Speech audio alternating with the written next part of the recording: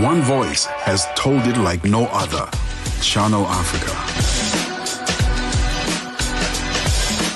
More than just a broadcaster, Channel Africa is the pulse of the continent, African-led, African-run, and deeply rooted in its heritage. It's the only international station that speaks to Africa in its own voices: English, Kiswahili, Chinyanja, French, and Portuguese.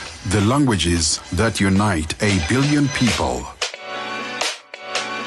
We have been there through every shift, every milestone, and every triumph. Not just reporting history, but shaping the conversations that define Africa's future. For brands, media planning, and advertisers, Channel Africa is more than just a platform. It's an opportunity. With 25 compelling shows covering current affairs, sports, business, music, and lifestyle, we deliver an engaging Pan-African audience ready to connect, invest, and act. Multi-award winning, internationally recognized, digitally accessible across the globe. When Africa speaks, the world listens, and Channel Africa makes sure of it. For business, for culture, for Africa, partner with Channel Africa, because Africa's voice is the future. Africa is a story, a living, breathing,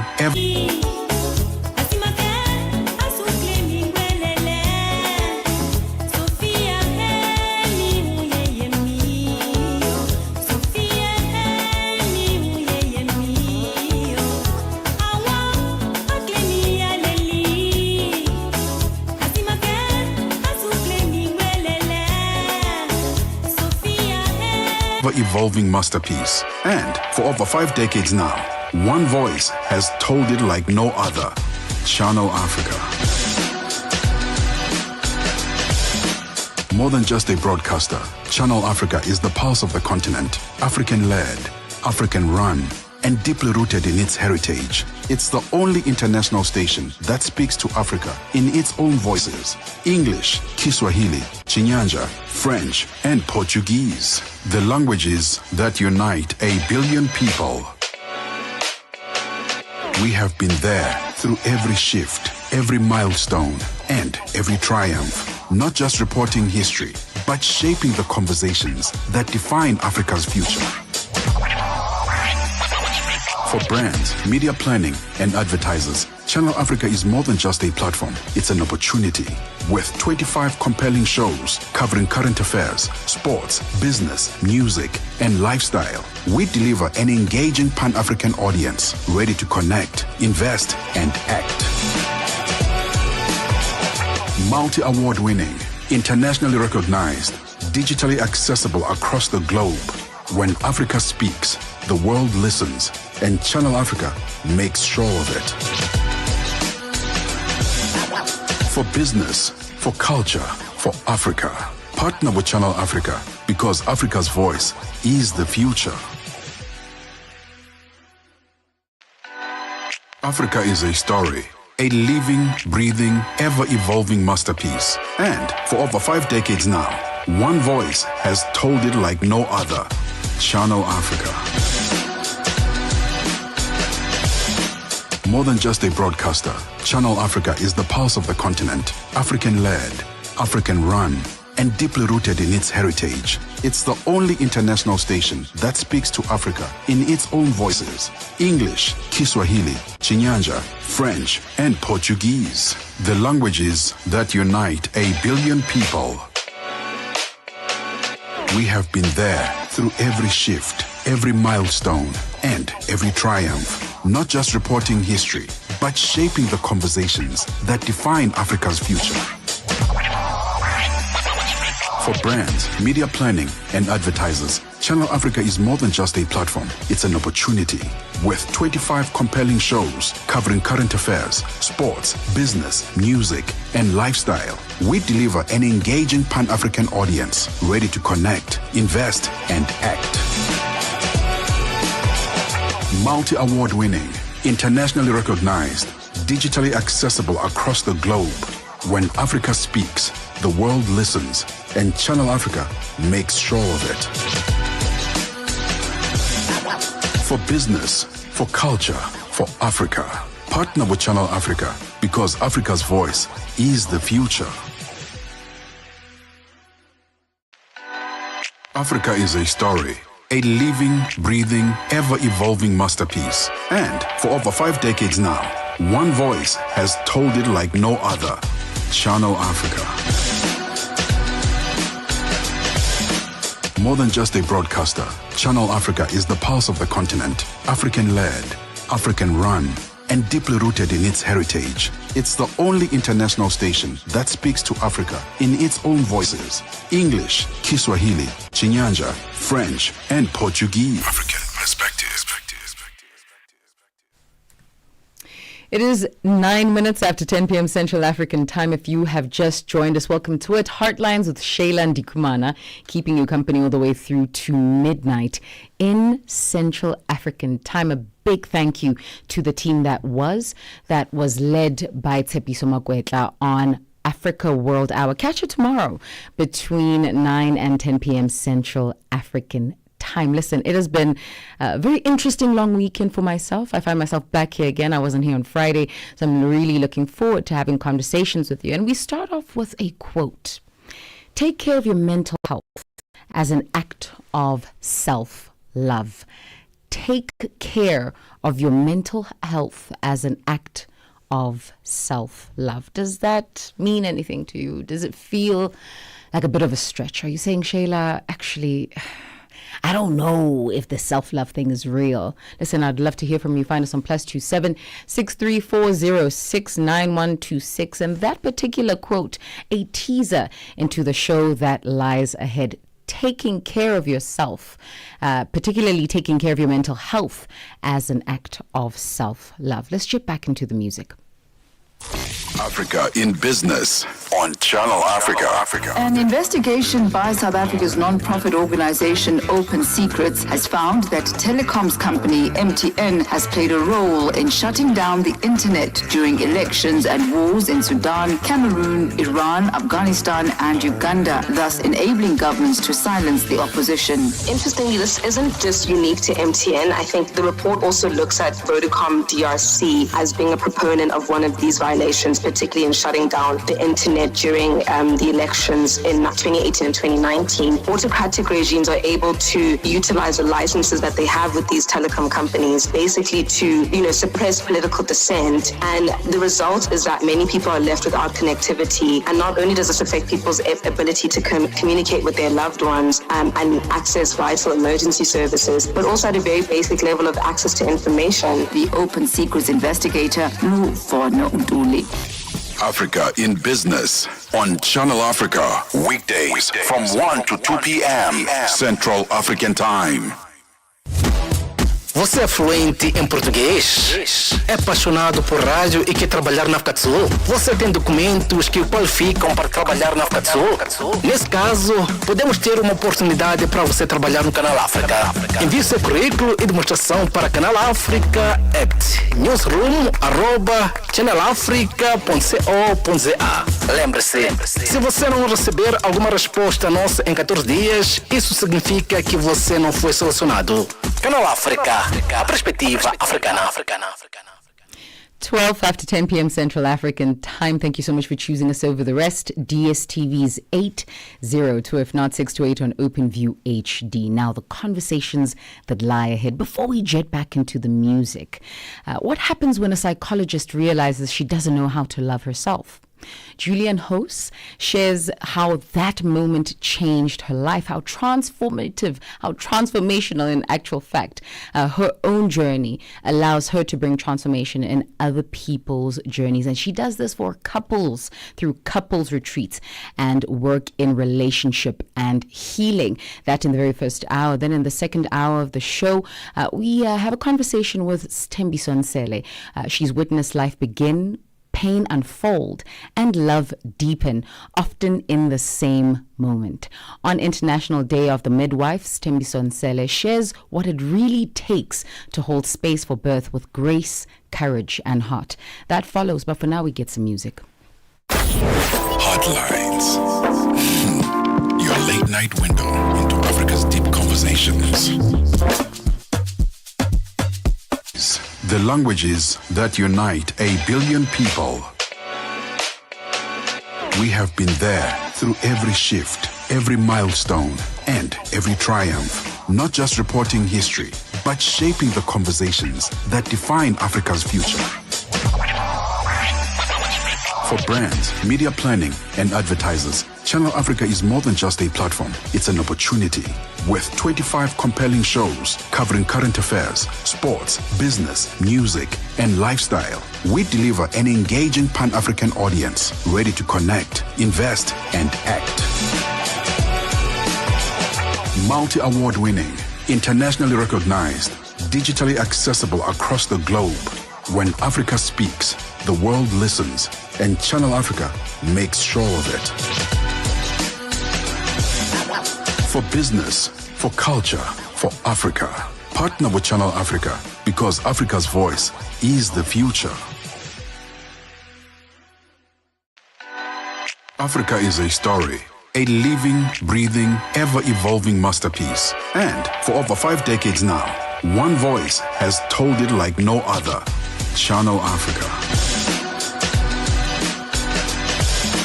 More than just a broadcaster, Channel Africa is the pulse of the continent. African-led, African-run, and deeply rooted in its heritage. It's the only international station that speaks to Africa in its own voices. English, Kiswahili, Chinyanja, French, and Portuguese. The languages that unite 1 billion people. We have been there through every shift, every milestone, and every triumph. Not just reporting history, but shaping the conversations that define Africa's future. For brands, media planning, and advertisers, Channel Africa is more than just a platform. It's an opportunity. With 25 compelling shows covering current affairs, sports, business, music, and lifestyle, we deliver an engaging Pan-African audience ready to connect, invest, and act. Multi-award winning, internationally recognized, digitally accessible across the globe. When Africa speaks, the world listens, and Channel Africa makes sure of it. For business, for culture, for Africa, partner with Channel Africa because Africa's voice is the future. Africa is a story. A living, breathing, ever-evolving masterpiece. And for over 5 decades now, one voice has told it like no other. Channel Africa. More than just a broadcaster, Channel Africa is the pulse of the continent. African-led, African-run, and deeply rooted in its heritage. It's the only international station that speaks to Africa in its own voices. English, Kiswahili, Chinyanja, French, and Portuguese. The languages that unite 1 billion people. We have been there through every shift, every milestone, and every triumph. Not just reporting history, but shaping the conversations that define Africa's future. For brands, media planning, and advertisers, Channel Africa is more than just a platform. It's an opportunity. With 25 compelling shows covering current affairs, sports, business, music, and lifestyle, we deliver an engaging Pan-African audience ready to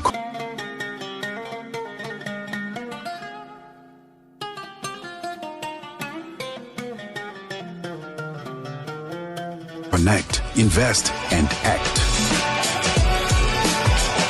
Multi-award winning, internationally recognized, digitally accessible across the globe. When Africa speaks, the world listens, and Channel Africa makes sure of it.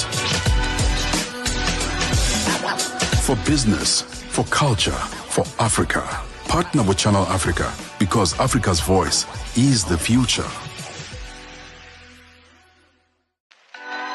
Africa is a story. A living, breathing, ever-evolving masterpiece. And for over 5 decades now, one voice has told it like no other. Channel Africa.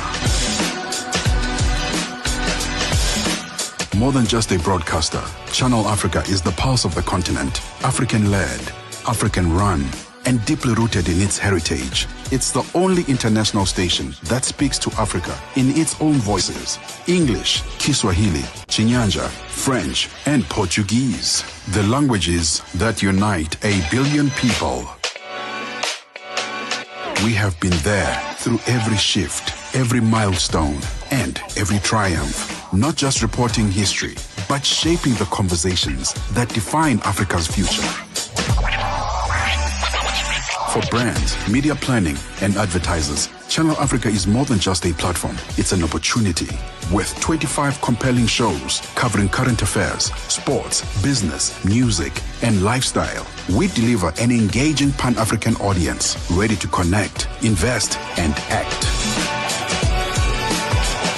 Multi-award winning, internationally recognized, digitally accessible across the globe. When Africa speaks, the world listens, and Channel Africa makes sure of it. For business, for culture, for Africa, partner with Channel Africa, because Africa's voice is the future. Africa is a story, a living, breathing, ever-evolving masterpiece. And for over 5 decades now, one voice has told it like no other: Channel Africa. More than just a broadcaster, Channel Africa is the pulse of the continent, African-led, African-run, and deeply rooted in its heritage. It's the only international station that speaks to Africa in its own voices: English, Kiswahili, Chinyanja, French, and Portuguese. The languages that unite 1 billion people. We have been there through every shift, every milestone, and every triumph. Not just reporting history, but shaping the conversations that define Africa's future. For brands, media planning, and advertisers, Channel Africa is more than just a platform. It's an opportunity. With 25 compelling shows covering current affairs, sports, business, music, and lifestyle, we deliver an engaging Pan-African audience ready to connect, invest, and act. Multi-award winning, internationally recognized, digitally accessible across the globe. When Africa speaks, the world listens, and Channel Africa makes sure of it. For business, for culture, for Africa, partner with Channel Africa, because Africa's voice is the future. Africa is a story, a living, breathing, ever-evolving masterpiece. And for over 5 decades now, one voice has told it like no other: Channel Africa. More than just a broadcaster, Channel Africa is the pulse of the continent, African-led, African-run, and deeply rooted in its heritage. It's the only international station that speaks to Africa in its own voices: English, Kiswahili, Chinyanja, French, and Portuguese. The languages that unite 1 billion people. We have been there through every shift, every milestone, and every triumph. Not just reporting history, but shaping the conversations that define Africa's future.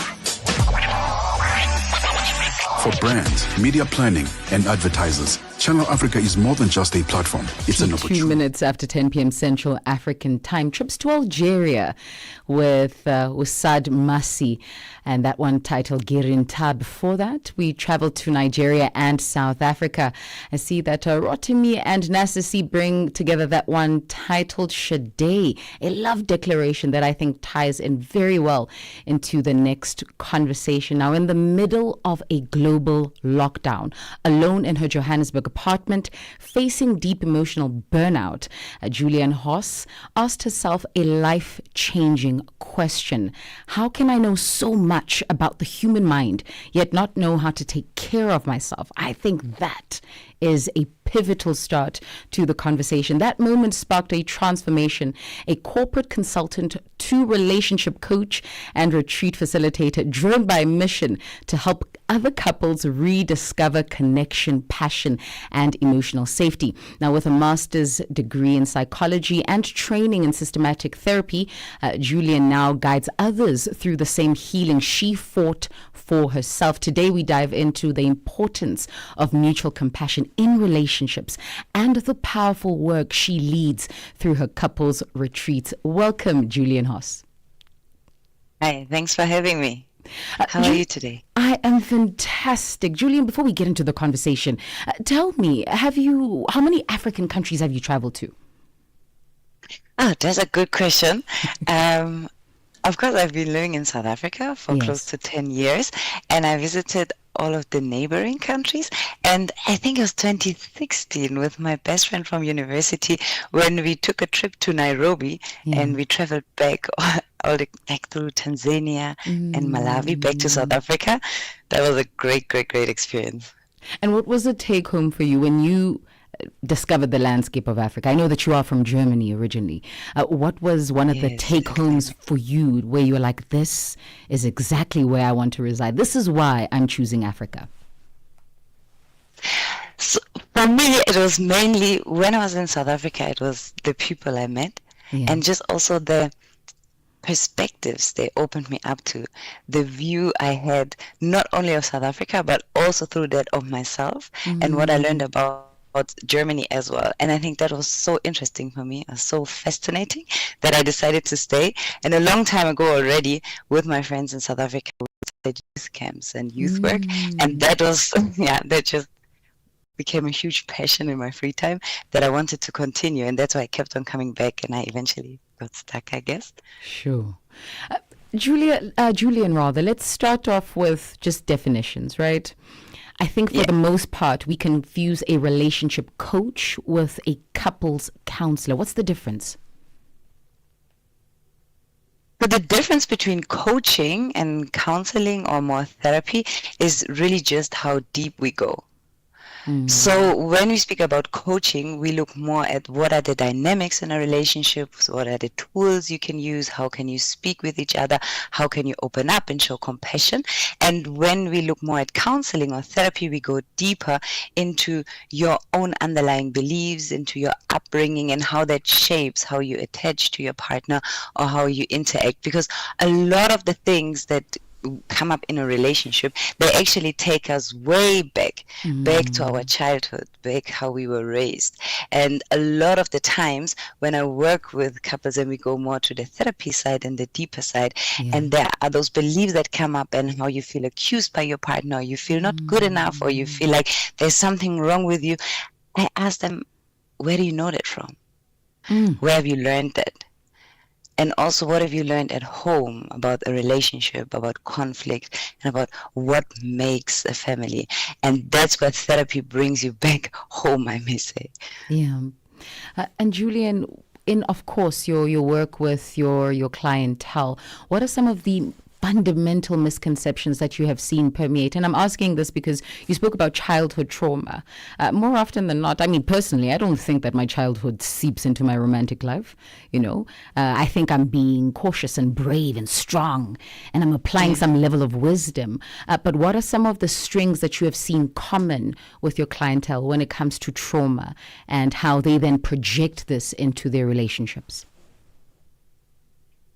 So often, when we have childhood trauma, or just also the perception of who we were as a child, feeling that maybe we need to prove ourselves or we need to do something to receive love or to be someone in this world, that festers inside ourselves. And then when we're in a relationship, we can carry that forward and think, I am what I do. So what happens a lot when we work with couples, especially especially when the relationship gets a bit rocky, is that they think, oh, I need to do more.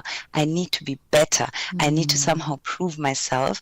And where we miss it is that in a relationship, it's not just about what we do for the other person, which is more caring for the other, but also about love. And this is who we are with the other person, what we do together, and who we are as a couple.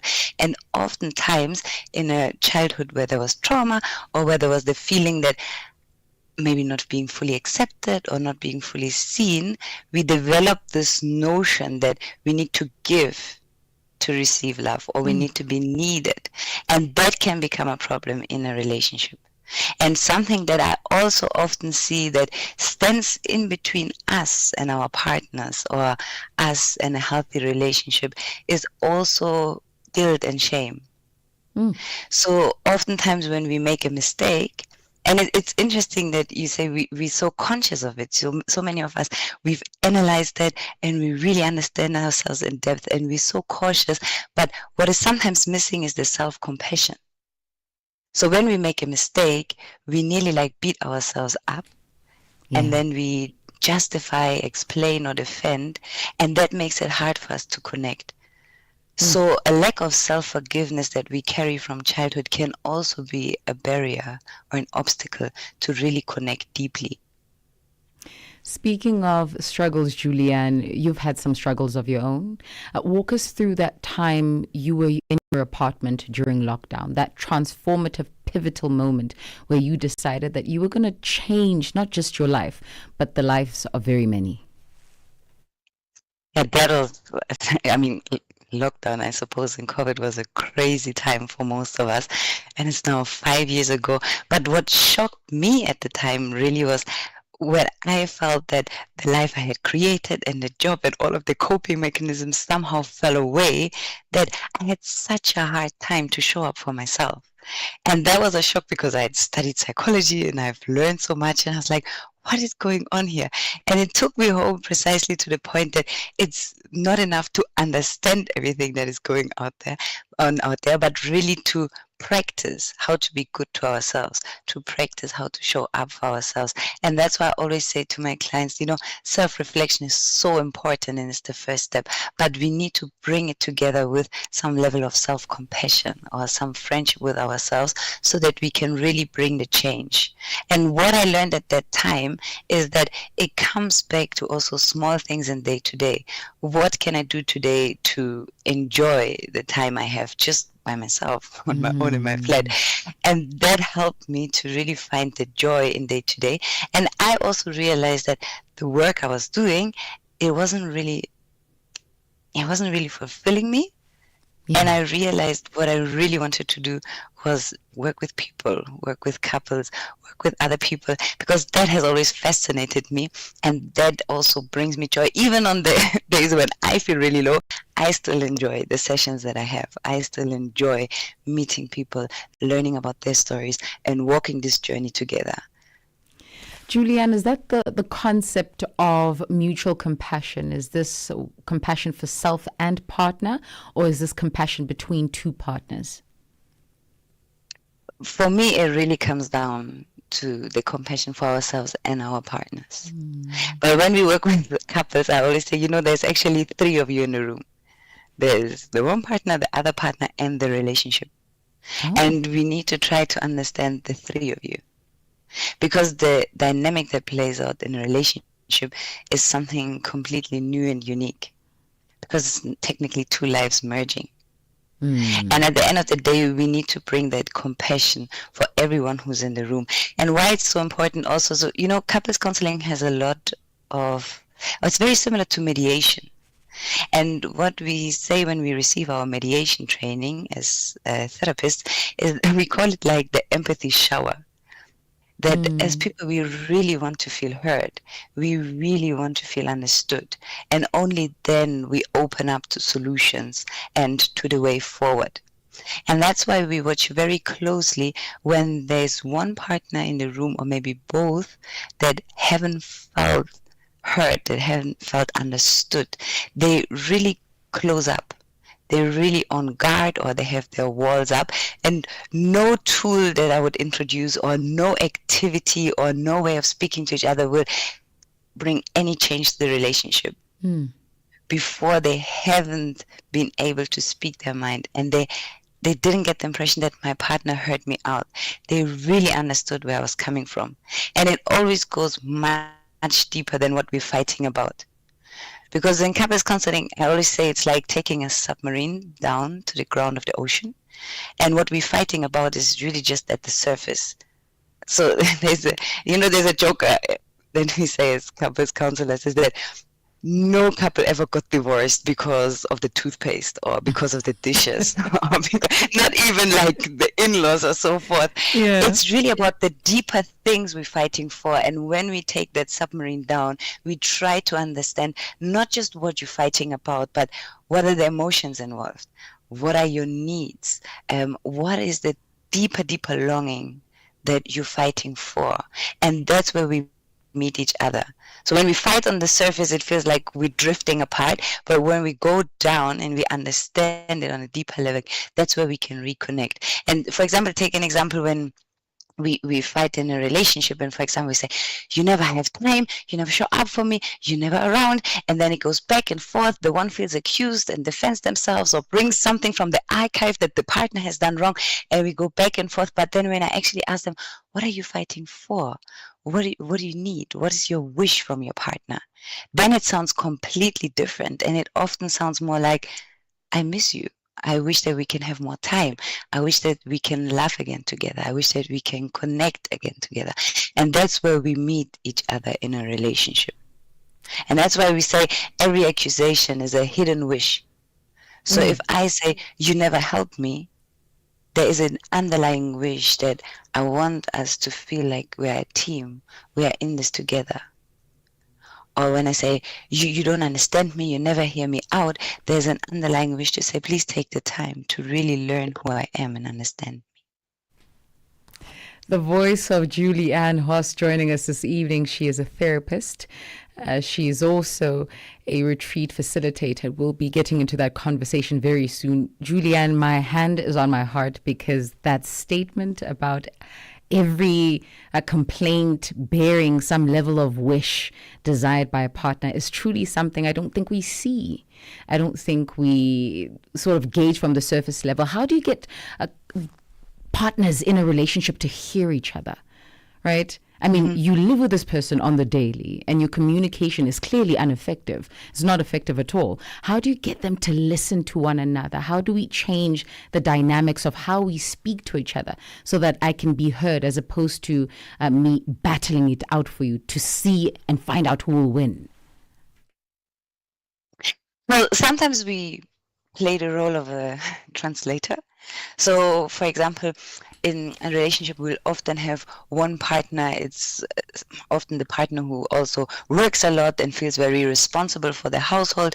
In many instances can be the man, and they would speak a lot in the session, but I'm doing this, I'm doing this, I'm doing that, I'm doing that. And it nearly sounds like, wow, you don't respect me or you don't see me. And then I translate it and I say, what I hear you saying is that you really want us to appreciate, or you would love your partner to see how much you're doing for them. So we kind of translate the accusation, the complaint into a wish. And what I also like to do is let the partners repeat. So we'd hear one partner out and then I would ask the other one, what have you heard?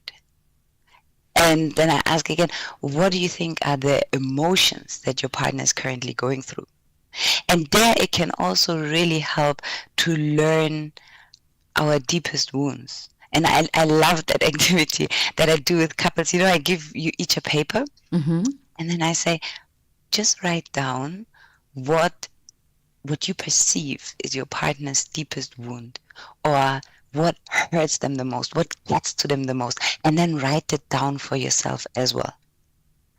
And that can really transform how we speak, because a very common deep wound we carry from our childhood or from how we were raised is that sense of not being good enough, And if we understand that about our partner, that when they feel criticized, they quickly go back to that deep pain that I'm not good enough, I'm not accepted. Next time I can understand their reaction. I can understand their panic. And then I can respond to that. Or a different, say, a very, I can say, common deep wound is also, I need to be perfect. I can't make any mistakes. So for me to be accepted and to feel loved, everything needs to be perfect that I do. So those are people who panic when they feel they do something wrong or when they feel insufficient. Sure. And if I know that about my partner, I can respond to that next time. Because then I can say, okay, and see when I say, you home late again, that it wakes up that deep wound that, whoa, I did something wrong, now I'm going to lose my partner. And often when we fight, it takes us back to these deep wounds and those deep fears. So I love to guide couples to learn that about one another. Julianne, another point that just listening to you raises in my mind is people pleasing. You know, you think you're on the safe side because, I mean, you get along with people, you do the right thing, you make sure that you keep people happy. How do we then revert back and sort of gauge the level of unhealthiness it presents in a relationship? You're asking a really, really important question. And yeah. It takes me home to the work I sometimes do with parents and with kids. Sometimes when we try to please others, it often comes out also in parenting, it's this idea that I do everything for the other person. But we sometimes forget that it's not about just pleasing the other and doing for them, but really being with them. And how I like to explain it sometimes to parents in my session, it's like, you know, when the sun shines into the room, it just lifts up your mood. You just feel different without it having done anything for you yet. And that sense is what we as humans, I believe, want to create and want to feel with others. So we actually want to feel like if I walk into the room, you're happy to see me. And if we people please, we nearly take that away and we think I need to do ABC for you to actually like me. And that is a fundamental challenge, or it's like it really eats into our self-worth because we think I am just worthy if I can please you. And that really ruins the deep connection that we're actually looking for. And with people pleasing, what we also need to be mindful of is that often when we try to please others, we are also in an appreciation deficit. So we're waiting for affirmation or appreciation for everything we're giving, everything we're offering, but sometimes our partner doesn't know that or doesn't feel that or doesn't really give us the appreciation back. And then it can quickly flip into nearly that sense of passive aggression that, wow, but you don't see me. You should have seen what I need. You should have seen that I need appreciation. And that can become very, very complicated. You know? And it's also something that I've noticed about myself many, many years ago, that I would nearly overextend myself, but always in the hope that the other person would be able to read my wish or respond to my need without me being able to express it. And then if that wouldn't come back because I haven't actually helped the other person to understand who I am and what I need, then we would clash. And then people pleasing quickly flips into us saying things like, you don't see me, you don't appreciate me, you never compliment me, you never say thank you, and then we clash with the others. Julianne, just in your response alone, I have 15 questions, but we don't have time to address all 15. Let's talk about a healthy state, a healthy mental state that one needs to have when in a relationship. I mean, we've talked about various dynamics. We've talked about trauma. We've talked about trauma that is extended from your childhood and now seeps into your relationship. We've talked about the inability to be able to communicate effectively. We've talked about how you then facilitate and translate what one says to the next. What mental state need one be in to be able to firstly extend compassion to yourself and then to your partner so that you do have a healthy relationship? Yeah. So I think for me, the golden rule in a healthy relationship is to really trust the good intentions of your partner.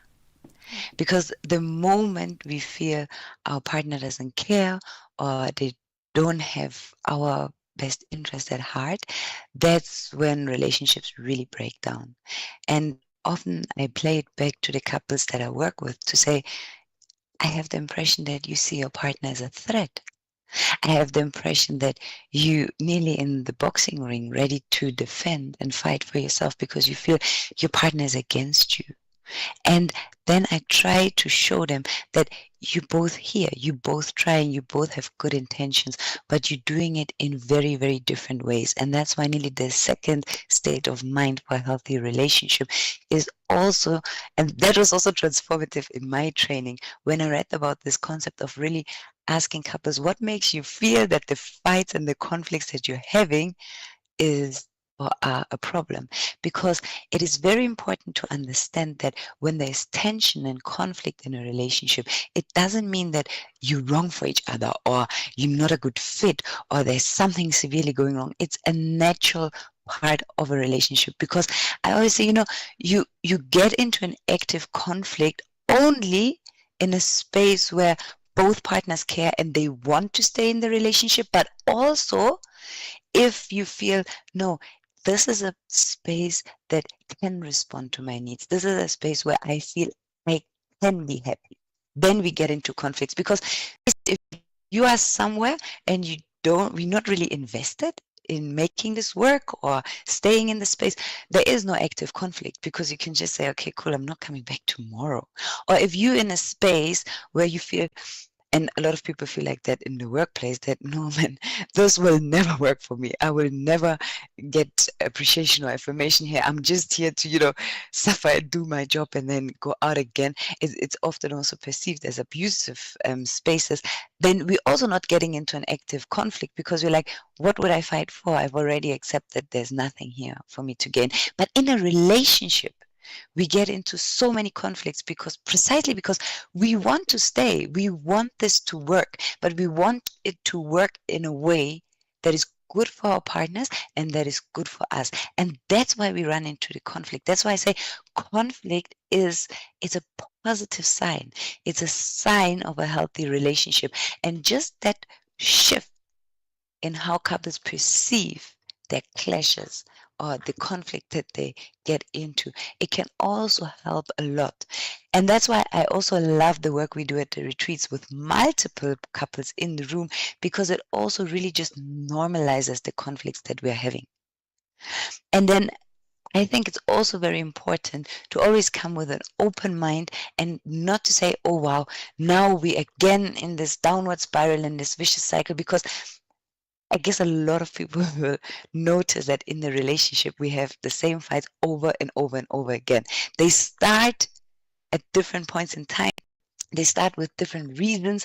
We get wrapped up the wrong way, but the actual fight repeats itself. There's really amazing work done by researchers in couples therapy, the Gottman Institute, and they said that with 96% of accuracy, they can predict how a fight between two partners will evolve after 4 minutes, because we repeat the same fight, the same vicious cycle. So a healthy approach or a healthy state of mind is to say, let me take a step back and actually have an open mind. What is going on here? And what I also love to do with couples is the work to actually map out the vicious cycle that they find themselves in. I say, tell me about the fight you often have, about a fight that repeats itself. And then I take notes and I try to draw it up in a circle that repeats itself. And that helps to say, wow, this is what's actually going on. And when we understand it, that we get caught up in it together. And you're not the problem. I'm not the problem. This vicious cycle is the problem. We can tackle it together. So a mindset that helps for a healthy relationship is to say, hey, we're in this together to make it work. We're in this together to take on the problems and the issues that we're facing, not to go against each other. Julianne, we are pressed for time, but I'm going to ask you a few more questions, right? A few more. I want to gauge your theory on peace.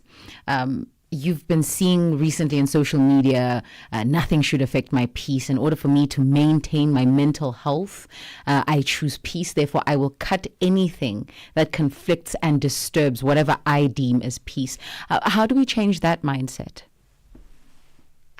That's a very, very interesting question. And actually, it was my best friend who sent me a video by a fellow therapist. Actually, I have two best friends in South Africa, and they both sent me the same video in the same week. And that was really also eye-opening, that sometimes with this idea that we protect our peace, we have nearly developed a collective sense of protecting ourselves, and protecting ourselves is always a move of pushing something away. And I call it pseudo safety, that if I push things away, then I'm safe, I have my peace. And I sometimes compare it's like the walls we build around our houses to say, nothing can come in here, nothing can faze me. But it can also cause a little bit of a detachment from others, from the world. But what it also comes with is with this idea that if I don't protect myself enough, then I'm no longer safe. So I need to push many things away that don't feel good for me. And what I like to work on with my clients is to say, not the sense of pushing things away and protecting yourself, but the sense of an inner strength, that even if things are challenging, even if things feel difficult or feel painful, I trust myself that I will find a way through it. That gives me a sense of peace while being connected to others, while being connected to the world. And I sometimes say to my clients, let's get up, stand up, move in the room, and find a body posture that represents you protecting yourself, that represents this idea of I need to stay safe. And that's often that move away. And then I say, okay, shake it off. And now find a body posture that represents that inner strength, this feeling that I can trust myself. And it looks very different. Then the clients, they stand firm. They stand with an idea that I know who I am, I know where I stand, and from there I won't be shaken easily. But in the interaction with others in the world, I can connect with my inner strength. And it's a beautiful exercise I also did actually during lockdown in COVID, where I asked myself, what gives me a sense of power or superiority? It's often the sense of protecting. And what gives me a sense of inner strength? And really write down as many thoughts as you have for both. And that's when I realized, wow, this idea of protection, power, and superiority is just pushing things away. But inner strength is actually much more that feeling of trusting ourselves.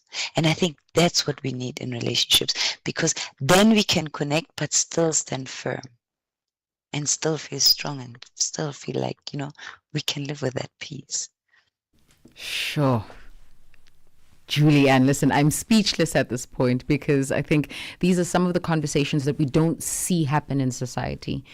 We often push individualism. Be your best self. That means I need to strive. I need to think for myself. And if someone is slowing me down, it doesn't matter who you are to me, I'll cut you off. So you just bringing that perspective to finding inner peace and choosing inner peace over that desire to push things away, I think is so eye-opening for myself, and I suppose very many. Let's end off the conversation with just gauging your retreats. The couples retreat, we've been talking about it. You've been telling us some of the exercises you do with your couples. What's the structure? Our couples retreats are weekend retreats. And couples come together. So with my friends, we run a small farm project. So couples come here on a Friday evening, and we take them through a 3-day journey to really find each other again, to connect on a deeper level, to understand each other. But for me, it's most important that we always start with, what is your intention? What is your wish for your relationship? Because that's, someone asked me the other day, why did you become a couples counselor? And I say, I just love the good intentions in the room. I just love that people are there because they really want to show up for one another. They really want this relationship to work. And that's what excites me about the work we're doing. So that's what I always start with, because I always say to my clients, this is your relationship. It's about your vision. I don't come in as an advisor to say, do ABC, and this is the relationship you need. No, this is about you. And as a next step with the couples, I always connect with what makes your relationship strong. What are your resources? And with that, I don't just mean financial resources, but what do you tap into that has connected you over so many years, that gives your relationship a sense of belonging and strength? And from that, we build. So I don't go in jumping into the issues. And I always say, then I just get stuck in the problem with you. I go in with, what are your intentions? What makes you strong? What gives you strength as a couple? And then we start with compliments. So one of my favorite activities, I actually let the couples write like little dating app profiles for one another, because that reminds them of the infatuation, of that initial excitement of what they saw in their partner that they loved so much. And you won't believe that some partners actually cry. And only when we've connected to our intention, to what makes us strong, and also what connects us, what was that spark, what do we love about each other, then we can say, these are kind of like the building blocks that will guide us through the problems and then through the issues. And that's where we mainly focus on communication as a starting point. But communication just shows us what's going on a deeper level. And then we unpack some of the activities and tools I spoke about. And we go into different love languages, but also different conflict styles, to then close off on the Sunday to say, what do we want to change, and also what has already changed. And that is really empowering for couples, because over the time they really feel change is possible. But what I love most about the couples retreat is how much we laugh together, because the moment you have multiple couples in the room, they're like, oh my goodness, you're going through the same thing. So this is not just us, there's nothing wrong with us. This is the experience of a relationship, and we just laugh it off. And through that connection at the retreats,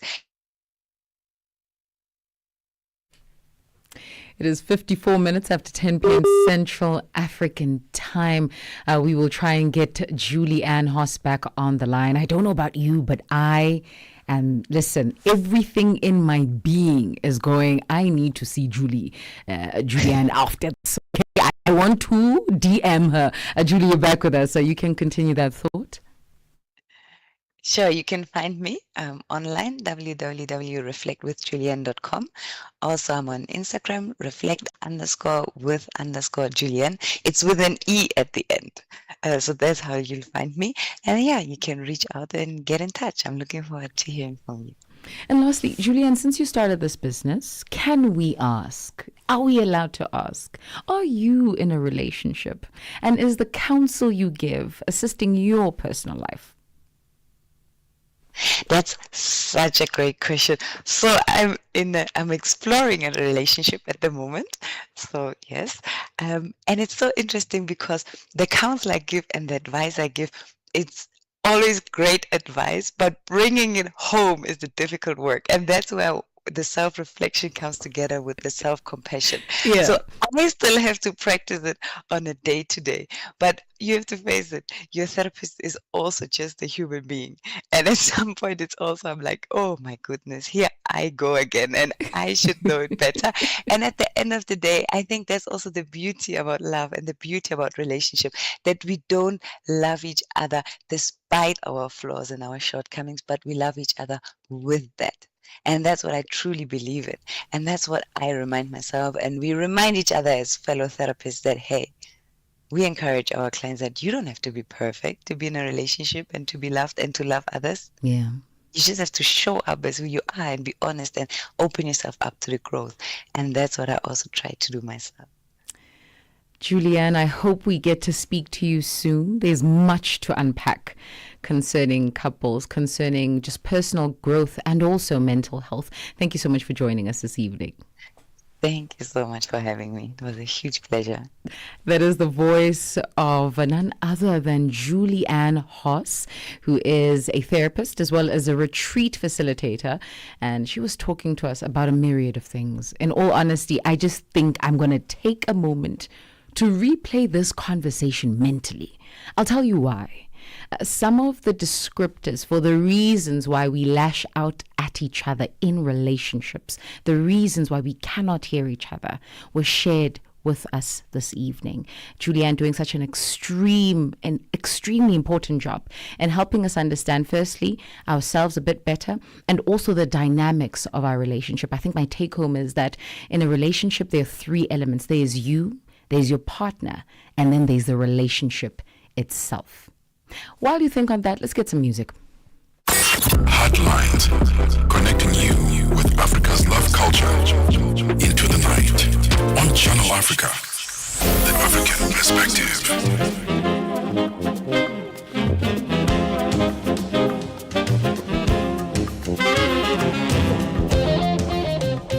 With 25 compelling shows covering current affairs, sports, business, music, and lifestyle, we deliver an engaging Pan-African audience ready to connect, invest, and act. Multi-award winning, internationally recognized, digitally accessible across the globe. When Africa speaks, the world listens, and Channel Africa makes sure of it.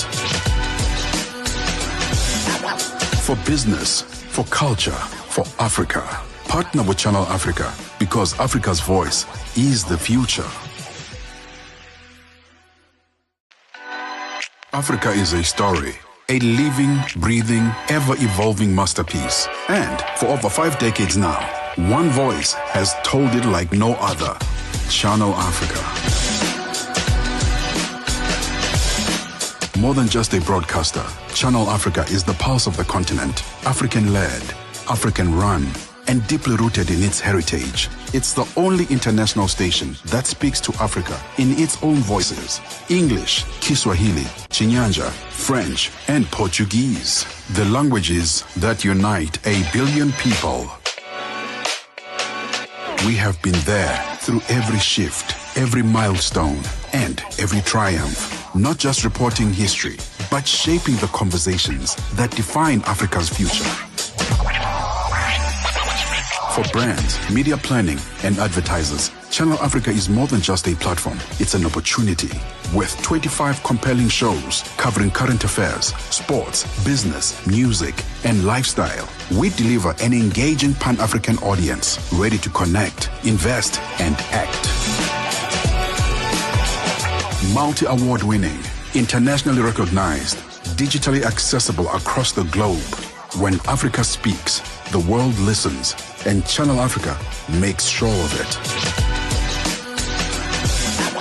For business, for culture, for Africa. Partner with Channel Africa because Africa's voice is the future. Africa is a story, a living, breathing, ever-evolving masterpiece. And for over 5 decades now, one voice has told it like no other. Channel Africa. More than just a broadcaster, Channel Africa is the pulse of the continent, African-led, African-run, and deeply rooted in its heritage. It's the only international station that speaks to Africa in its own voices: English, Kiswahili, Chinyanja, French, and Portuguese. The languages that unite 1 billion people. We have been there through every shift, every milestone, and every triumph. Not just reporting history, but shaping the conversations that define Africa's future. For brands, media planning, and advertisers, Channel Africa is more than just a platform. It's an opportunity. With 25 compelling shows covering current affairs, sports, business, music, and lifestyle, we deliver an engaging Pan-African audience ready to connect, invest, and act. Multi-award winning, internationally recognized, digitally accessible across the globe. When Africa speaks, the world listens, and Channel Africa makes sure of it. For business, for culture, for Africa. Partner with Channel Africa because Africa's voice is the future. Africa is a story, a living, breathing, ever-evolving masterpiece. And for over 5 decades now, one voice has told it like no other. Channel Africa. More than just a broadcaster, Channel Africa is the pulse of the continent, African-led, African-run, and deeply rooted in its heritage. It's the only international station that speaks to Africa in its own voices. English, Kiswahili, Chinyanja, French, and Portuguese. The languages that unite 1 billion people. We have been there through every shift, every milestone, and every triumph. Not just reporting history, but shaping the conversations that define Africa's future. For brands, media planning, and advertisers, Channel Africa is more than just a platform. It's an opportunity. With 25 compelling shows covering current affairs, sports, business, music, and lifestyle, we deliver an engaging Pan-African audience ready to connect, invest, and act.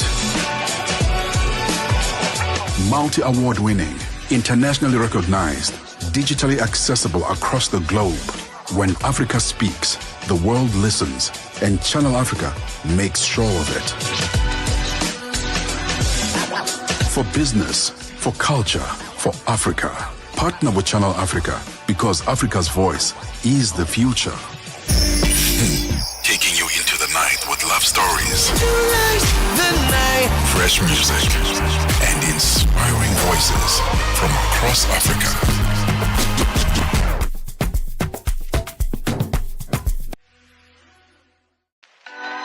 Africa is a story, a living, breathing, ever-evolving masterpiece. And for over 5 decades now, one voice has told it like no other.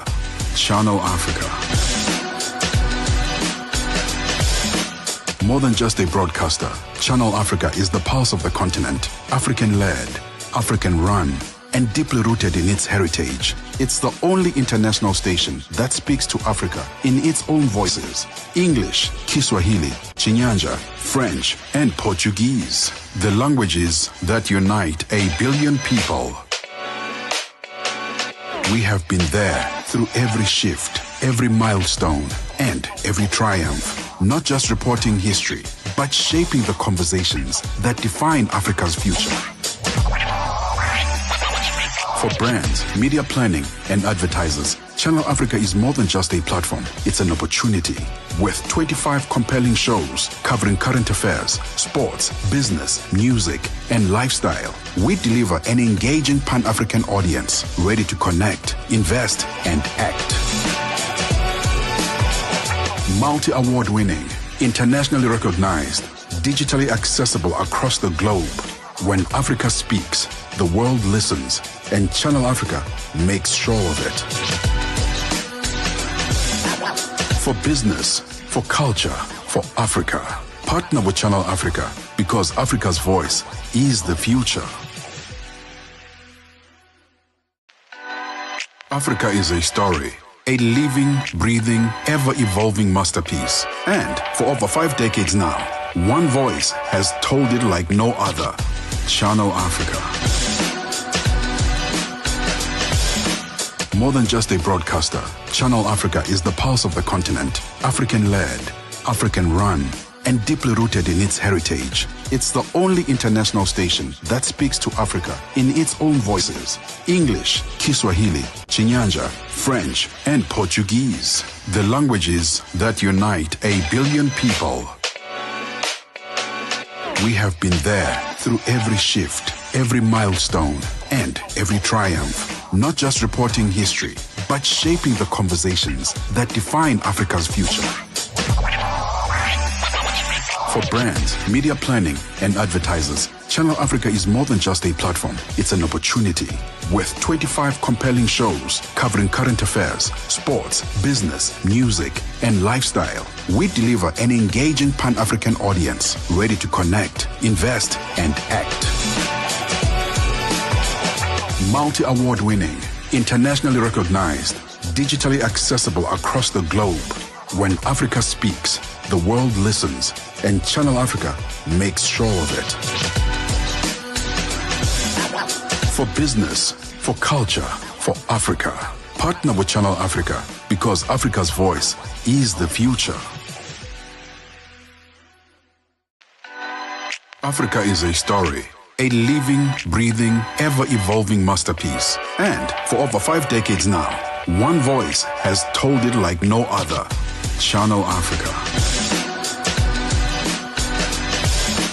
More than just a broadcaster, Channel Africa is the pulse of the continent, African-led, African-run, and deeply rooted in its heritage. It's the only international station that speaks to Africa in its own voices. English. Connecting you with Africa's love culture into the night on Channel Africa. The African perspective.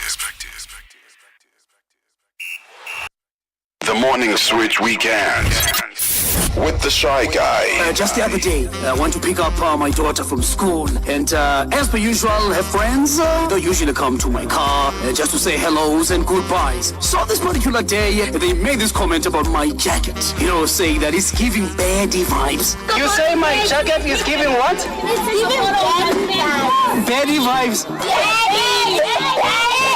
It got me thinking, where did the baddies come from? Because nothing is new under the sun, as it is said. I was like, oh yes, remember the Kenyan parliamentarian? Her name is Millie Odhiambo. When you are urging me to be a good example to the girls, the younger ones who are doing their first term, Mr. Speaker, if they are good girls, they'll never get corner office. Be as bad as Millie Odhiambo, you will be the mother of this house. So do not be cheated like the African culture, where you are told have decorum, be nice. I'm telling you, you will go nowhere. Be a bad girl like me. And I thought to myself, that is the original baddie. Saturday and Sunday mornings belong to the Morning Switch. 3 to 6 a.m. Central African Time.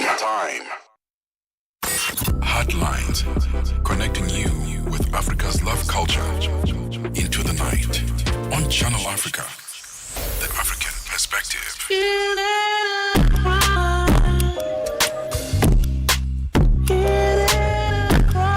Swahili, Chinyanja, French, and Portuguese. The languages that unite 1 billion people.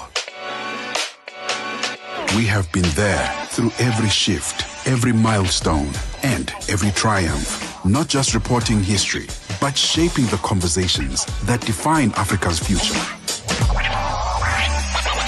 For brands, media planning, and advertisers, Channel Africa is more than just a platform. It's an opportunity.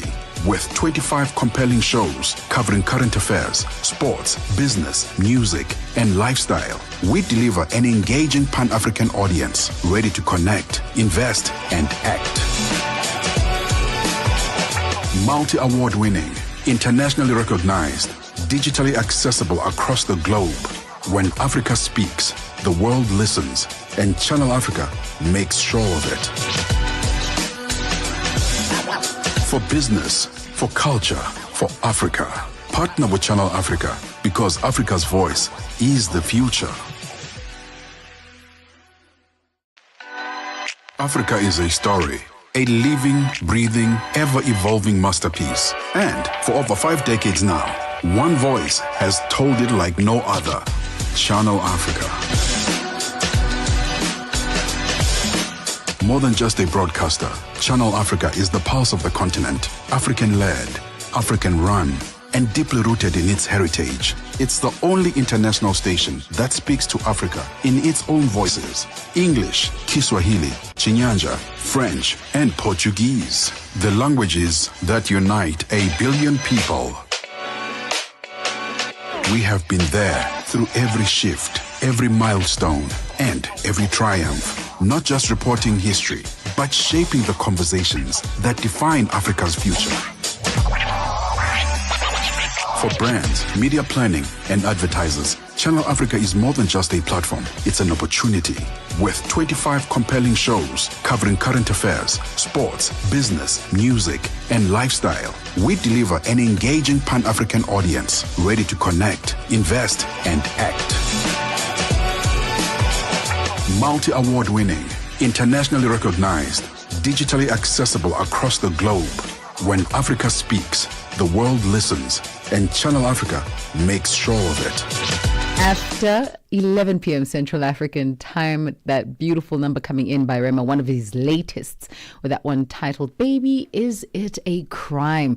I understand that is a Sade sample. You can even hear her sing there in the background.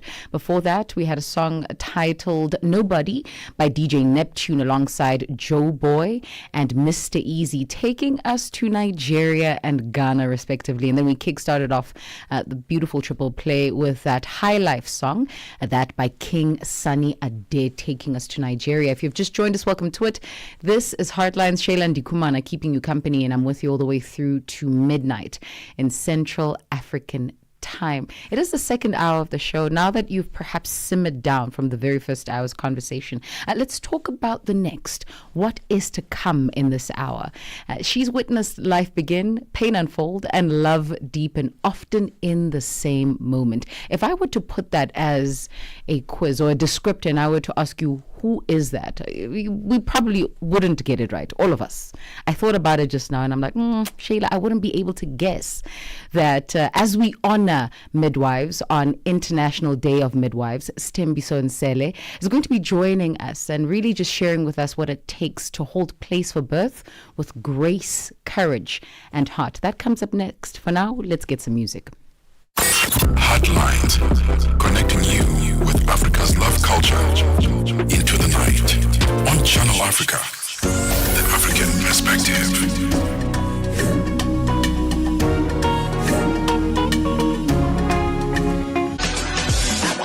For business, for culture, for Africa. Partner with Channel Africa, because Africa's voice is the future. Africa is a story, a living, breathing, ever-evolving masterpiece. And for over 5 decades now, one voice has told it like no other. Channel Africa.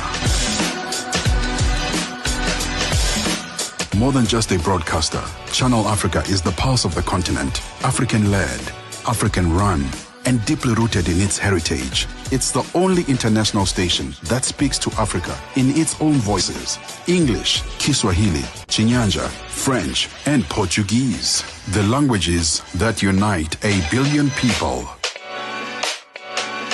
We have been there through every shift, every milestone, and every triumph. Not just reporting history, but shaping the conversations that define Africa's future. For brands, media planning, and advertisers, Channel Africa is more than just a platform. It's an opportunity. With 25 compelling shows covering current affairs, sports, business, music, and lifestyle, we deliver an engaging Pan-African audience ready to connect, invest, and act. Multi-award winning, internationally recognized, digitally accessible across the globe. When Africa speaks, the world listens, and Channel Africa makes sure of it. For business, for culture, for Africa. Partner with Channel Africa, because Africa's voice is the future. Africa is a story, a living, breathing, ever-evolving masterpiece. And for over 5 decades now, one voice has told it like no other. Channel Africa.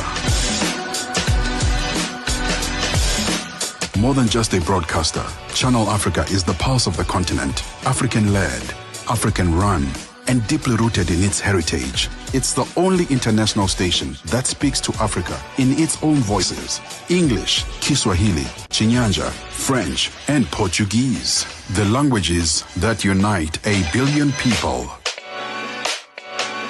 We have been there through every shift, every milestone, and every triumph. Not just reporting history, but shaping the conversations that define Africa's future.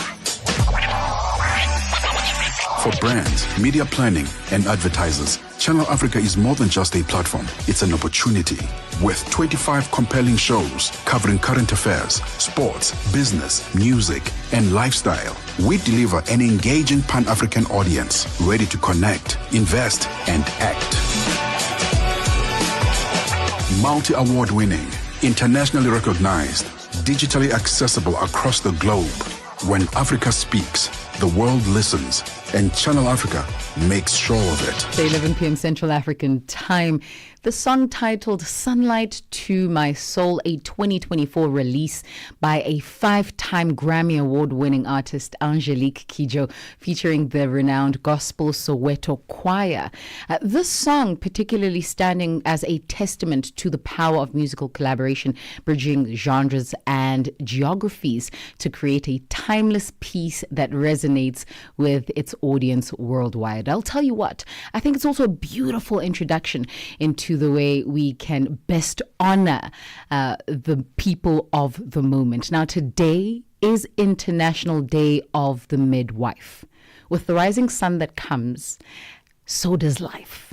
And for very many mothers, the first cry of an unborn, or rather a newborn child, is in the moment, and everything supposedly changes in that moment. But behind that miracle often is an unsung hero. This is the midwife. Today, on International Day of the Midwife, we honor those who stand as the threshold of life and love, witnessing the pain and power, tears and triumph.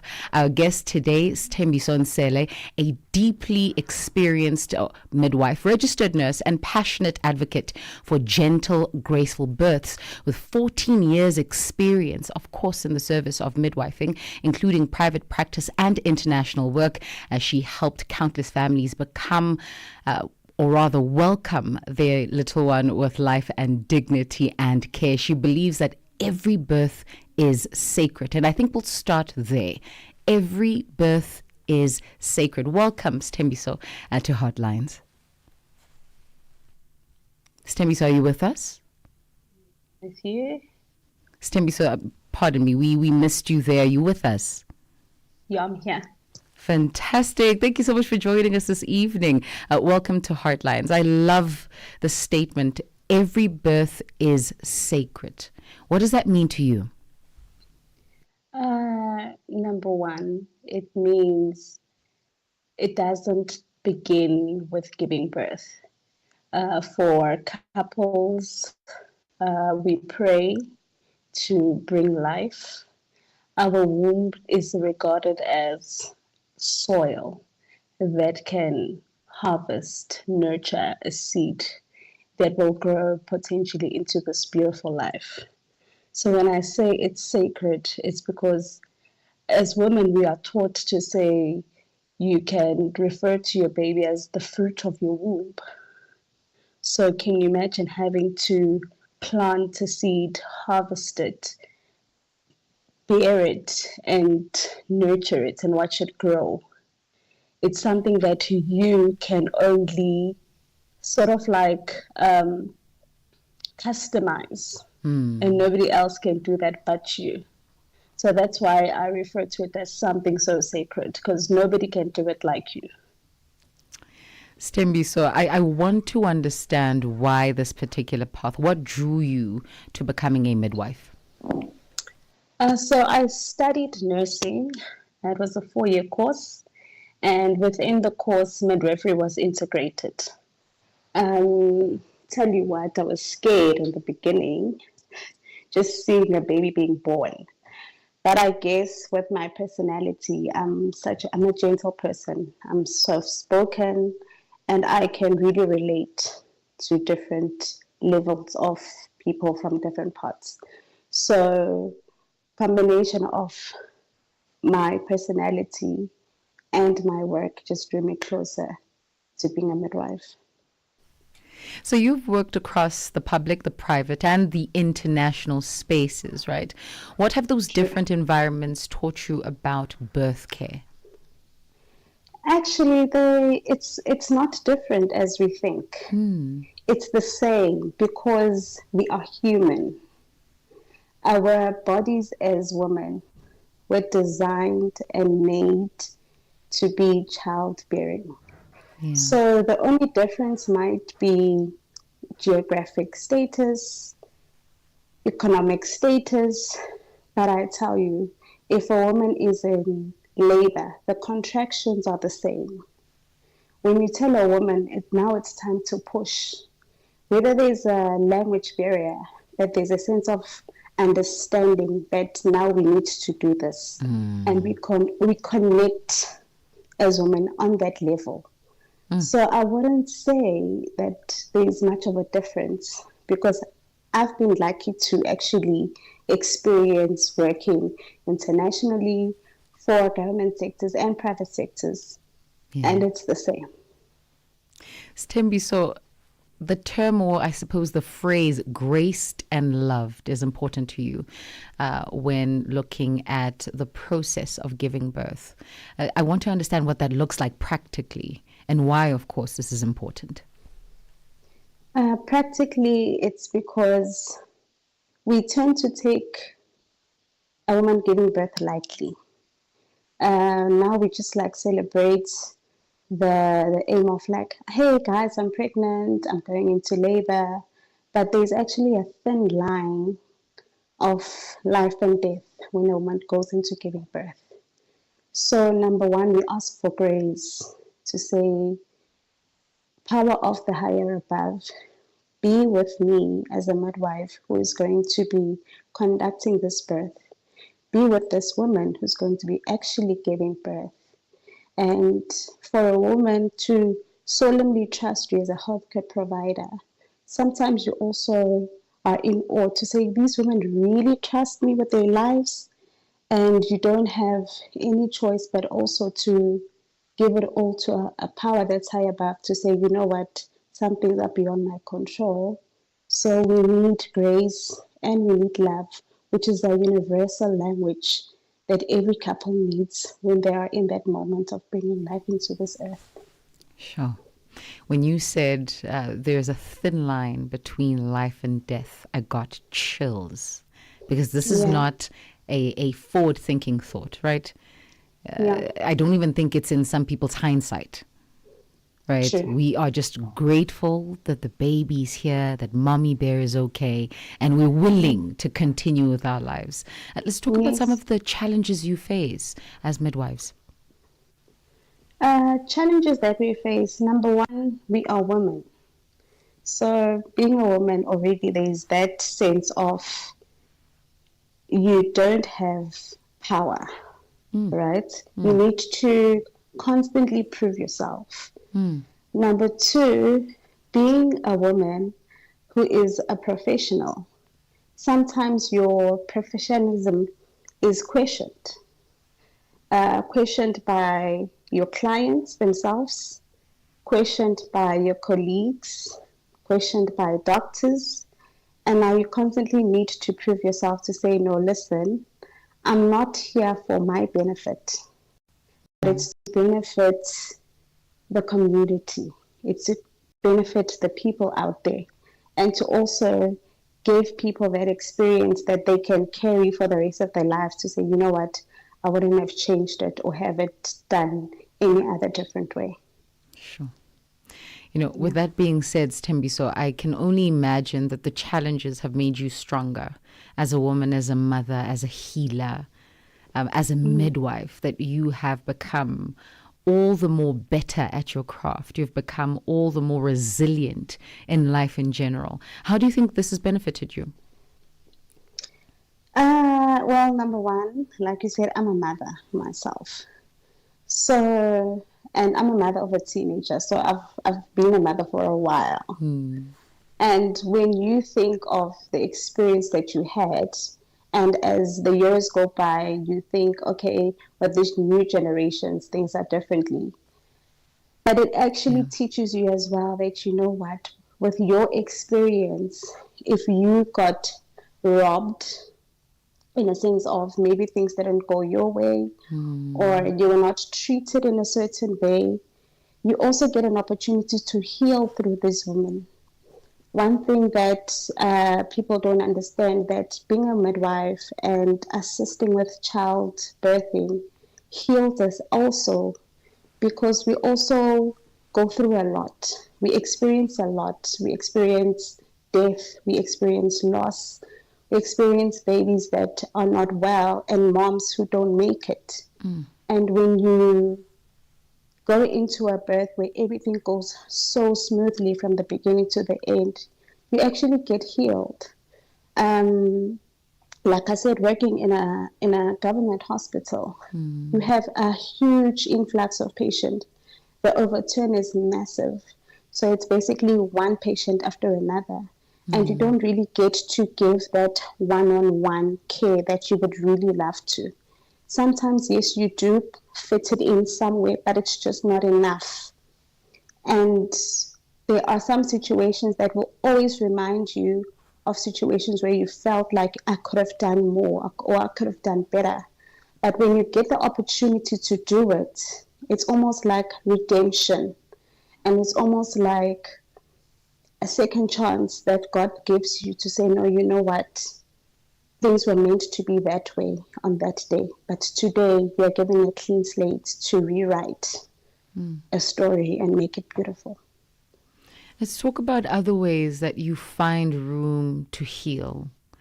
And I'm asking this because, of course, there will be an outbalance between the fatalities that one would experience versus the successful births. However, there has to be other ways that you self-soothe, that you go through your own journey of finding self and realizing I'm here as a conduit for something that's greater than myself, and I can't necessarily continue to bear the burden of a loss on myself. How do you heal through that? So one thing about me, I get to share my personal life with my clients as a private midwife. So my clients have my personal number. Just like a week ago, I wasn't okay. I was sick for 5 days. And I tell you what, moms have got a way of healing you. They will check on you, even though they also need you. You know, they will send you pictures to say, hey, stay, look at your baby's growing. And it's so beautiful watching a baby grow that you assisted just delivering. To show that the mothers and fathers see you now as part of the family, to say, we're going to take you through the journey of us growing as a family. It doesn't just end by you assisting giving birth. And I tell you, sometimes those pictures of these little babies come in at a moment where you are just shattered by life. And it just makes your spirit calm. And it heals you. Like, you get a sense of saying, you know what, Tay, it's going to be okay. Sure. With that being said, let's debunk some myths, right? What are currently existing myths about midwifery that you feel should be done away with at the moment? Like, we're in 2025. Let's know a bit better. Yeah? Yeah. Well, first things first, myths... surprisingly, they come from other medical team members, you know, where they will feel like midwives or nurses, since it's a stigma, are negligent. We want to do what we want to do without putting like the risks in place. And at the end of the day, it's not about that. Tell you what, there's a difference between a midwife who is going to be there for you when you're in labor for 12 hours or 16 hours straight, from the moment you walk in through the doors up until you give birth, to another medical personnel who will just get a call to say, your patient is here, and then he or she will say, okay, call me when the patient is pushing. So there is that tint of tug of war. You know, between nurses and some doctors, where they will feel like, no, you guys are putting patients' life at risk. But when you actually look back and you have two women who have walked a journey, one with a gynae and one with a midwife, the one with the midwife will tell you, you know what, I'm glad I made this decision of choosing a midwife to lead my birth. Because at the end of the day, if a woman is low risk, and obviously we do work with backup gynaes, we don't just suck information. We make sure that we work according to protocols, guidelines, and we have gynaes backing us up to say, no, this pregnancy is low risk. She can definitely birth with the midwife. So when we get that backup and that support, it also helps break those barriers to say, if there are some doctors who are for us and believe in us, then it means the other ones are just in it for business and not for the love of it. Because this needs to be a calling. If I'm able to be awake at this hour, just responding to a text that says, "Hi, Sister Stay, I'm having some back pains. What can I take?" And just a simple text to say, "No, mommy, let's just try heat therapy. If you have a warm bean bag, let's try that." And then 2 hours later, you check up on them and the mom says, "Actually, that worked. Thank you." So it shows that what we're doing is actually going into good cause. And some stigmas are based on experiences. And we are now trying to say, in this new generation and era, let's break those bad experiences one mom at a time. Sure. We've spoken a lot about Mommy Bear. Of course, she is the central focus. But I want to tag in the father, Papa Bear, if you will. How does he participate in the entire experience? Oh, I'll tell you what, the group of fathers we have is amazing.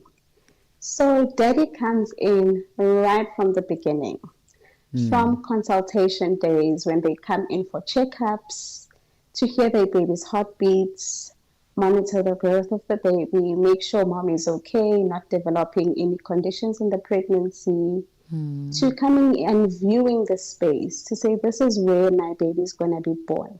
They are so hands-on. Sometimes, funny enough, it's the dad who calls you as a midwife to say, "Hey, we're looking for a midwife." And you're like, "Okay, if I'm talking to you, where's your wife?" I don't want to get into trouble or anything. But they are so part of it to a point that when a woman is 37 weeks, so that is the marker where baby has just fully developed, I call them in, mommy and daddy, and have like a 1 hour session where I teach them about labor and delivery to say, when you're home, this is how a contraction is going to start. This is how it grows. This is when you call me. This is what we're going to do while you're home. This is when we come through to the hospital. And once we're there, these are the things I'm going to be doing to you and why. And they ask questions, because they also want to be empowered. And when the day comes when they are in labor, they are so well equipped. They don't look like a deer in headlights. They're just waiting for the baby to come out screaming, because they know they are ready for that skin to skin moments. They'll even tell you, like, "Sisters, can I please cut the cord?" Because those are the opportunities we gave to the dad to say, bonding with your baby starts from here. It doesn't just start when you guys are home. And when baby is here, after mommy breastfeeds, mommy gets a little break, daddy come, let's teach you how to change a nappy. And they're happy to do that. So it just shows that the new generation of fathers are also willing to put that foot forward to say, I'm here. And Sisters Te, at what point do we call you for your services, right? I'm thinking of the first-time parents that are thinking, listen, we're pregnant, 3 months. We don't know when we start having these conversations. That we're reading all the books. We're hearing about crowning. We're panicking. When do they call Sisters Te? Okay, so the moment you've got your 2 lines and that pregnancy says, I'm pregnant, you can feel free to call Sisters Te. And then that's when I direct you to say, okay, mama, this is just the beginning. So we're going to send you maybe to a sonographer to confirm pregnancy, or we're going to go to a GP or a gynae. Then we will walk through the journey up until you're 16 weeks pregnant. Then from 16 weeks, that's where you can start with your midwife. And then from 16 weeks, I see you once a week. And I always tell the parents to say, consultations is like your curriculum at school. We do grade 1 work when we're at grade 1. We do matriculant stuff when we matric. So your first consultation, we won't be teaching you on how you're going to be pushing, right? We're teaching you on how to eat, how to take care of your baby. What is the importance of the checkups, importance of taking your pre-medications, and also teaching about movements of the baby, to say there are different types of movements. And as you get in sync with baby's movements, you will know when your baby's not okay. So as soon as you find out you're pregnant, feel free, and then we walk the journey together. Sure. And how do you personally deal with mothers? Because they're going through quite a bit. The body change, the hormonal change, trying to navigate this new space, you know. I mean, we've heard of extremities on social media, right? The super cravings, the irritability, and you name it. But also, I think there are the fundamental realities that she perhaps doesn't understand what's happening to her body. And this is affecting her psychologically, mentally. How do you work around that? Okay, so each woman is different, and you cannot umbrella like changes to say this is what you're going to experience. So you tackle each mom as an individual. Some moms don't change at all. It's just the baby that grows. Some moms go through everything from stretch marks to complexion changing to hair loss. And sometimes some women experience weight loss and some rapid weight gain. So each consultation draws you closer into learning each woman, to say, hi, mommy, okay, the last time I saw you, this was happening, and now this time, this is what's happening. And that's why a consultation will include not just checking of the baby and the pregnancy, but we also have a moment where we sit and we discuss these things on a personal level. So I don't make it seem as a professional talking to a client. Sometimes it's a younger sister talking to a big sister. Sometimes it's age mates talking to each other, you know, or sometimes I'm that big sister talking to this young, beautiful lady who's pregnant. And we just decipher things, you know. And like I said, I share my personal numbers with them to say at any moment, if you have any concerns, any worries, send me a WhatsApp. And as soon as I have time, I definitely respond. So it also gives them that sense of, you know what, I'm safe here. You know, they will even ask you, is this hair product safe for my baby? Then I quickly have to go search, because I'm not at Google. I don't know everything. So I find myself saying, okay, hold up, mommy, let me just page through my book. Send me the ingredients, and then I'm looking and like, oh, okay, no, this is safe. We can continue. And then I also have to remember to go back and check on the mom. Are you still okay, mommy? Is your hair still fine?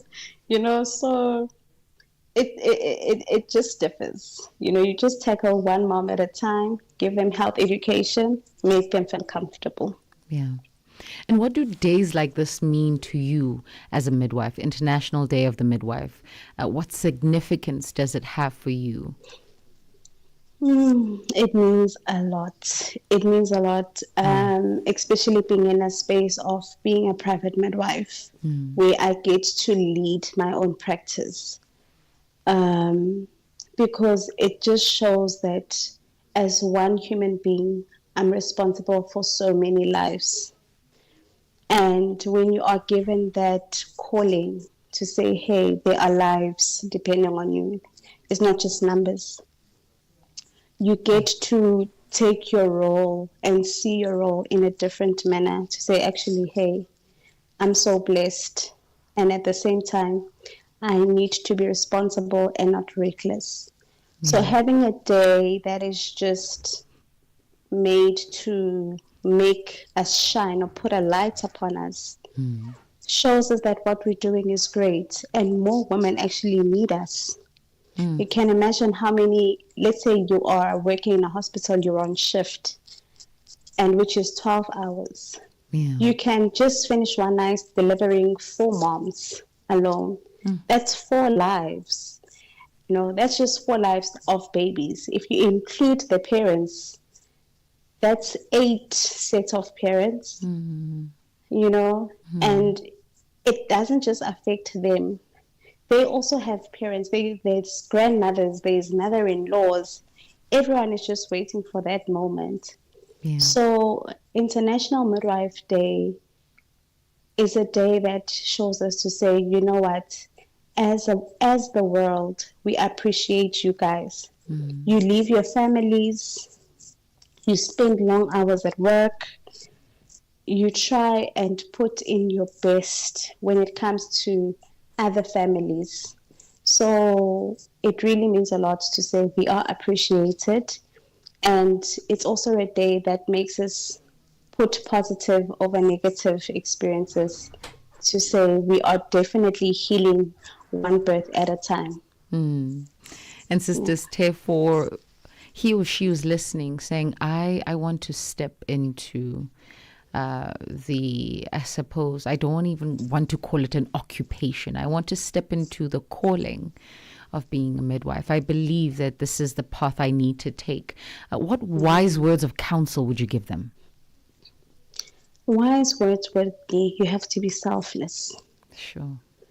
Me falls away. When couples get married, they'll tell you, it's not about you or I, it's about us. Yes, so it's about us. Because guess what? You share your life with your patients. You can't just randomly decide this weekend I'm going away. No, it doesn't work like that.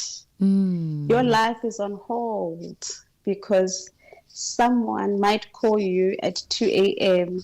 and say, Sister Tay, I think my water just broke. Sure. So you need to be selfless. You need to be caring. You need to nurture. You might be young, but you also need to be able to put on that motherly hat. As much as you try and you keep your patients closer to you, sometimes you need to give them tough love. Because some they want to do what they want to do. Sometimes you got to be like, ma'am, can we do this for the safety of the baby? Yeah. So you need to be able to juggle different hats, and at the same time, you know that your life is as important as their lives. So at that point, when you are with a pregnant woman who's giving birth, it's sort of like you don't exist in order for them to exist. Because at that point, they just want someone who's going to hear them, listen to them, be there for them, be their courage, be their strength, and give them reassurance. So if you have those qualities to say, you know what, I'm selfless, I'm caring, I'm nurturing, and I'm one person who doesn't get irritable by people, then you're definitely in the right place to be a midwife. Sure. Sister Tay, you said you need to be selfless. This means you can't just wake up and go on holiday. Can't ma'am. How do you then balance? Because I'm thinking, if you have a life of your own, you've got children, you've got your partner. What's the balance between your life and your servitude as a midwife? So having a supportive family plays a huge role. Yeah. Tell you, like I said, I've got a teenage son. He is turning 15. He knows how to cook. He knows how to clean after himself.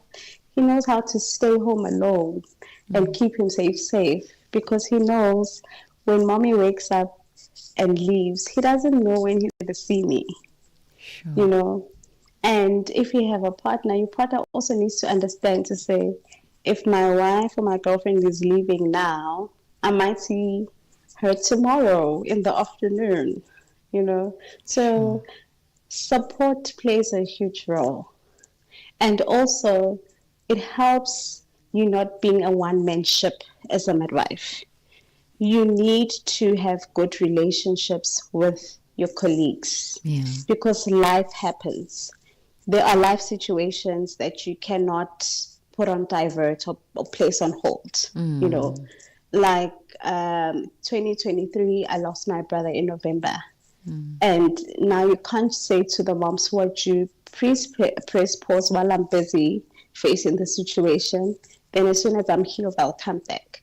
So having a network of colleagues that you also have a good relationship, you're able to say, this weekend, can you please be on call for me? Yeah.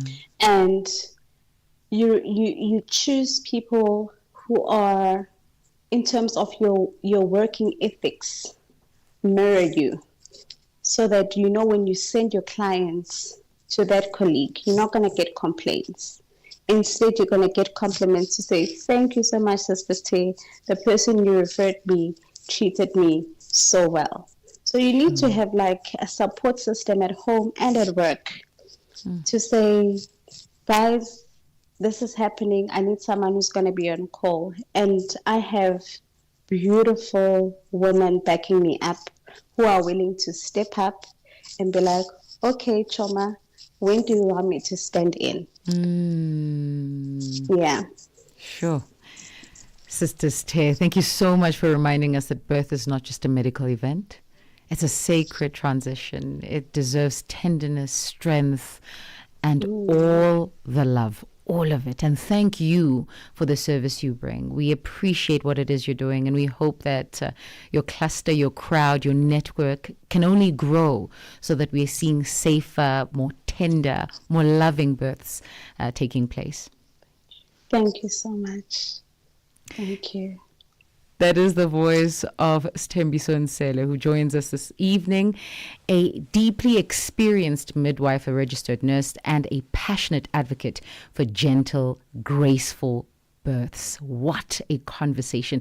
If you were thinking to yourself, I don't know much about midwifery, well, you got the gist here, but also you understand the purpose. You understand the reason and the necessity for it to be gentle. It's not just about the medical event. There's so much more that goes into the conversation, and hopefully you've been kept abreast on that front.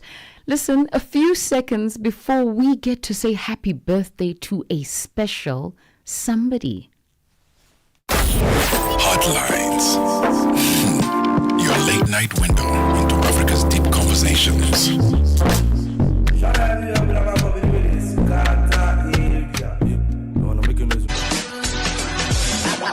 For business, for culture, for Africa. Partner with Channel Africa, because Africa's voice is the future. Africa is a story. A living, breathing, ever-evolving masterpiece. And for over 5 decades now, one voice has told it like no other. Channel Africa. More than just a broadcaster, Channel Africa is the pulse of the continent. African-led, African-run, and deeply rooted in its heritage. It's the only international station that speaks to Africa in its own voices. English, Kiswahili, Chinyanja, French, and Portuguese. The languages that unite 1 billion people. We have been there through every shift, every milestone, and every triumph. Not just reporting history, but shaping the conversations that define Africa's future. For brands, media planning, and advertisers, Channel Africa is more than just a platform. It's an opportunity. With 25 compelling shows covering current affairs, sports, business, music, and lifestyle, we deliver an engaging Pan-African audience ready to connect, invest, and act. Multi-award winning, internationally recognized, digitally accessible across the globe. When Africa speaks, the world listens, and Channel Africa makes sure of it. For business, for culture, for Africa. Partner with Channel Africa, because Africa's voice is the future. Africa is a story. A living, breathing, ever-evolving masterpiece. And for over 5 decades now, one voice has told it like no other. Channel Africa.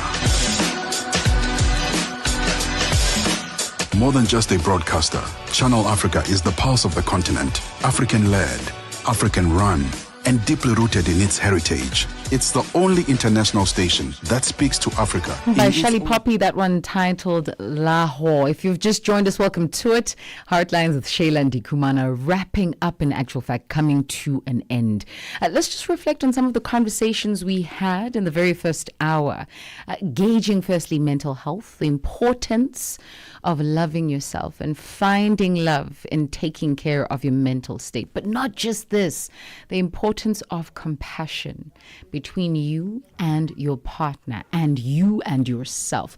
I found that conversation rather extraordinary with Julie Ann Hoss, who joined us this evening. She is a therapist, and she joined us, and she was just walking us through, firstly, her experiences, because this profound state of being, this necessity for compassion, sort of hit her during COVID, during lockdown, in an instance where she had a moment to think, a moment of absolute clarity. And she asked herself the question, how is it that I know everything about the mind, but I don't know how to love myself? That was tricky. Then in the second hour of the show, we touched base with Sister Ste, who joined us and walked us through the realities of the midwife. It is International Day of the Midwife, observed every 5th of May.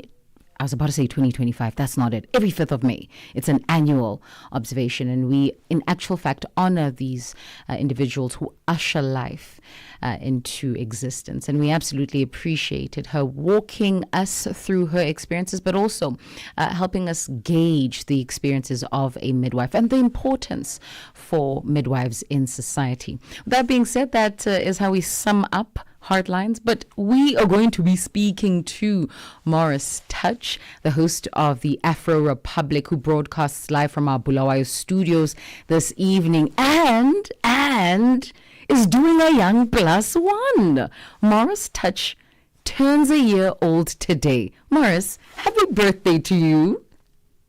Thank you very much, Sheila. Thank you. Where were you last week? Before we do the grilling, Morris, let's celebrate the better things in life. Here's a song in the background, trying to make you feel special. Thank you very much. Thank you very much. It does feel good to be celebrated. You know, I don't take anything lightly. I don't take anything for granted. Thank you very much for wishing me well. Awesome sauce, Morris. What's interesting is that my birthday comes up tomorrow, so I didn't know this about you, sir. This is exciting. Oh. Your birthday is tomorrow? Yes. No, it's actually tomorrow. In the next few moments. But let's not talk about that. What comes up on the show? Happy birthday to you. In advance. Thank you very much, Morris. Thank you very much. You're the first person to say this to me. What can we expect on the Afro Republic? I remember last week when we spoke about kicking off a new series that looks at the African musical landscape, running through the celebrations of Africa Month. So we are celebrating Africa Month, but we are paying so much attention to the work that musicians have done throughout the years, from the 1960s up to where we are now. They fight therefore to liberate the continent of Africa. And the fight that continues, you will find that in the 1960s, the fight was against colonialism. But now the fight is totally different. We are fighting poverty. We are fighting the economy. So there's so much good health, sanitation, water and sanitation, all those things. And you'll find that there are musicians that are paying so much attention to such things. And they are giving us music that speaks to those subjects that are really affecting us now. So those are some of the artists that we are profiling as we journey through the month of May. Last week we did profile Oliver Mtukudzi, we profiled Angelique Kidjo, we touched on Brenda Fassie, we touched on quite a number. But today we're looking at some artists we have also done the very same. Sure. Morris, do we actually listen to the messaging in artist songs? You said that we have different struggles in this present day, which makes sense, right? But do we actually listen to the messaging? Are we not more inclined to delve into the beat, the tempo, how the beat and the tempo make me feel, before I start listening to the fact that we should be healthier people? But sometimes it's your duty, my duty, and your duty. We need to drive that the idea that, you know what, one has to listen to the lyrics as well. Because as much as we have to get to entertain ourselves, get down to some good beats and some good music, some good vibe, but it is very important that the messaging is something that one gets to pick as well. Absolutely. We can't always. Yeah. Even in the 60s, there were tracks that will just get down to partying and nothing much really. But there are some tracks that would be directly made to push a certain narrative or a certain message, which I think is still possible in the day that we're living in now. The voice of Morris Touch of the Afro Republic. Sir, you come up in the next 3 minutes. Thank you so much for joining us. And again, happy birthday. Thank you very much. Thank you very much. You're looking beautiful. The 2 days that you're not here, or a day, really did some serious magic. Nice one, Morris. As you say what you need to say, this is how I make my exit. Thank you so much for tuning into Heartlines. It has been an absolute pleasure keeping you company. We do this again tomorrow between 10 and midnight in Central African time. But for now, do take care and cheers.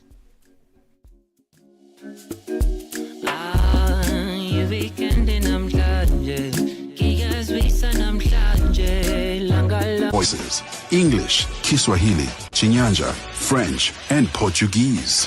The languages that unite 1 billion people.